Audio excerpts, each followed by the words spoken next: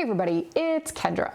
Welcome to my channel if you're new, and welcome back if you've been here before. So my video today is something that I've been wanting to film for quite some time, a good year or so, and I just never got around to filming it. But I'm going to be sharing today how I make my elderberry syrup. Now I do elderberry, rosehip, and hibiscus syrup just because rosehips and hibiscus have a lot of vitamin C. So I figure, okay, if I'm taking elderberry syrup, you know, to prevent or deal with cold and flu, why not throw in an extra punch of vitamin C? So yeah, you don't have to do rosehips or hibiscus, but elderberry is the vital component here. Elderberries are great for cold and flu. There has been a fair amount of research done with elderberries and influenza. I don't quite understand how it all works, but from what I understand is basically like you get the elderberry in your body, and if you have the virus, like the flu virus in you, the elderberry stuff kind of like surrounds the influenza and prevents it from replicating and gets it out of your body. So I love to take elderberry syrup as a preventative, and if I do get sick, then I will just like start pumping it a bit harder, and it's usually gone within a day or two. Now, I do want to preface this by saying, obviously I'm not a doctor, I'm just a person on YouTube, so please do what you need to do for your health, and talk to your own doctor. Also, I have heard very conflicting things about elderberry syrup and COVID. So I don't know. Some people say elderberry syrup works great for COVID. Some people say it triggers the immune system too much and it makes it so you can't breathe. So I don't know. I don't believe I've had COVID. So I can't really speak from personal experience if it works. I do have a couple friends who recently had COVID, and I know they were both taking elderberry syrup, and I think it helps. Anywho, let's get into it. Super quick recipe. Well, not quick. It does take a couple hours to cook, but very easy. And I definitely suggest you make this, get a big batch of it ready now, and just, you know, take some daily to prevent all the yucky stuff that's going around.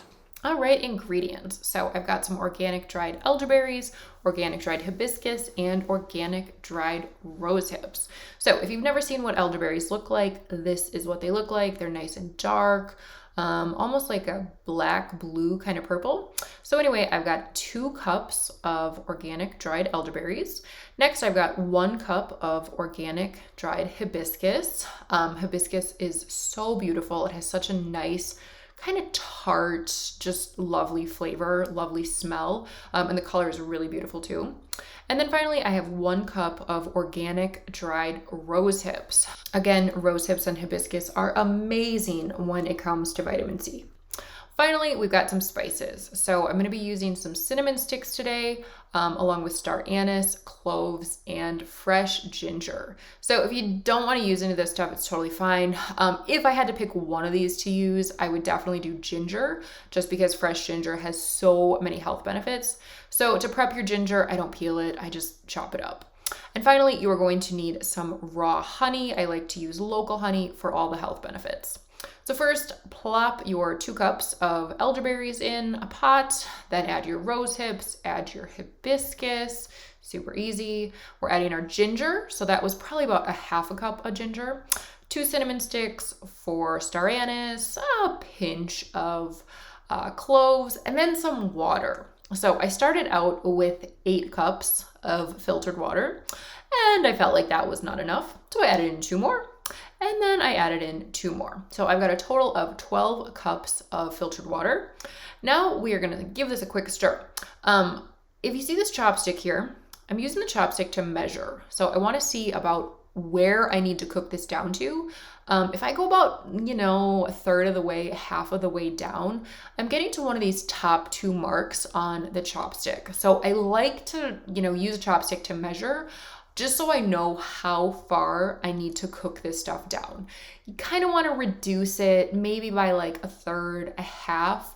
So bring this up to a boil and then let it simmer. You're probably going to want to let this simmer for at least like 45 minutes or so to get it reduced. So here you can see I've got this reduced. It's a beautiful dark purple black color. It looks amazing. when I measure it with my chopstick, I've probably cooked it down like a third or so. I definitely could have cooked it down more, but I will strain it out and once I get out those solids, it'll be better. So I have cooled this. I let this cool for a couple hours because I want to strain it and I don't want to burn myself. So I use one of these big strainers at first to get out as much liquid as I can. And, use the back of my ladle to just kind of push it out. Then I like to put all the solids in a nut milk bag to squeeze out as much extra liquid as I can. Now, I highly recommend doing this because when I made the syrup, I ended up having about 1 cup of excess liquid that I got out using the nut milk bag technique that I would not have otherwise had. So I definitely suggest getting yourself a nut milk bag. So here's what I ended up with for liquid. Got about 6.5 to 7 cups. And I'm gonna add in my honey. So I'm using a local raw honey. Local honey has loads of health benefits, especially if you have allergies. So anywho, just using a whisk to mix this up. It does get very thick, so you wanna make sure you're really, really getting that honey dissolved and everything mixed together super, super well.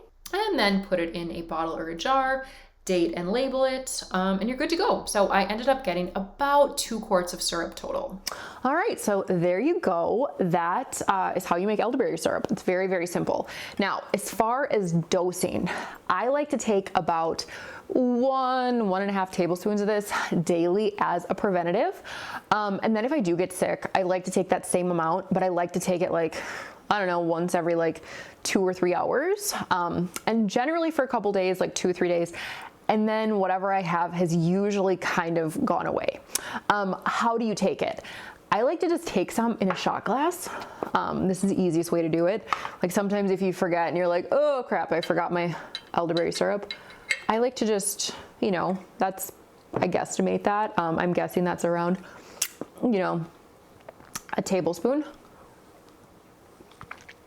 I like to just take it, and then I always put a little bit of water in my shot glass and make sure I get every little last drop out. So you can just take it straight in a shot. I also will mix this with hot water. That's super nice. Also, you could add your elderberry syrup to a smoothie. Maybe you want to mix it with bubbly water or just plain cold water. That's fine. There are many ways to take it. Another thing that I'm trying out, I've never done this before. You all know I talk about super cubes on here all the time. So I took their cookie trays and actually one of their 2 tablespoon trays, and I froze this. So that second bottle of elderberry syrup you saw, I actually froze all of that. I got 50 small little portions of elderberry syrup. So you see, they just look like that. So this is probably 1 to 2 tablespoons worth of syrup. And I wasn't really sure how this would freeze because, there is a fair amount of honey in there, but they're very solid. It definitely froze very, very well. Now, the reason that I decided to freeze some of my elderberry syrup is because I like to have this consumed within about 2 months. I made about 2 quarts. That's kind of a lot for me and my husband to get through within 2 months. And I have had batches of elderberry syrup in the past get a little bit of mold. So once I see mold, I just dump it. But usually that happens after about 2 months or so. So I have read online, if you make syrup and you cook it down enough that your total liquid portion to sugar or honey, if the sugar portion is about 20%, the syrup is meant to be good for a year. I don't think I ever cook mine down that much. I think I always have, maybe 85% water to 15% sugar. So I feel like I've always just not ever cooked it down enough. And that's why I've gotten mold. But anyway, so make sure if you are planning to just keep this in the fridge, make sure you cook it down a lot before adding your honey so that your, ratio of honey, you've got enough honey in there. But otherwise, freeze it. It froze really well for me. Those little frozen cubes are delicious. They're kind of little amazing mini popsicles. Also, again, you do not need to add in the hibiscus or the rose hips if you don't want to. You don't need to add in the spices. It doesn't really change the flavor that much if you add that stuff in. Elderberry has a very, very strong flavor, so that is definitely the predominant flavor. So if you don't have that stuff or you don't want to buy it, no big deal. Just use your elderberry, water, and honey. So anyway, if you guys have taken elderberry syrup before, or if you have made it, I would love to hear all about your experience. And if you think that it helped you, it definitely has helped me in the past. Sometimes if I don't have syrup, I will just put some dried elderberries, dried hibiscus, and dried rose hips in a teapot and make some very strong tea. But this is just like so much more convenient. I love to just be able to take a quick shot of this or mix it with a little bit of hot water. So anyway, I hope you guys are doing great. Have a fabulous weekend. Thank you so much for watching. Like, comment, subscribe, and I'll see you in my next video. Bye.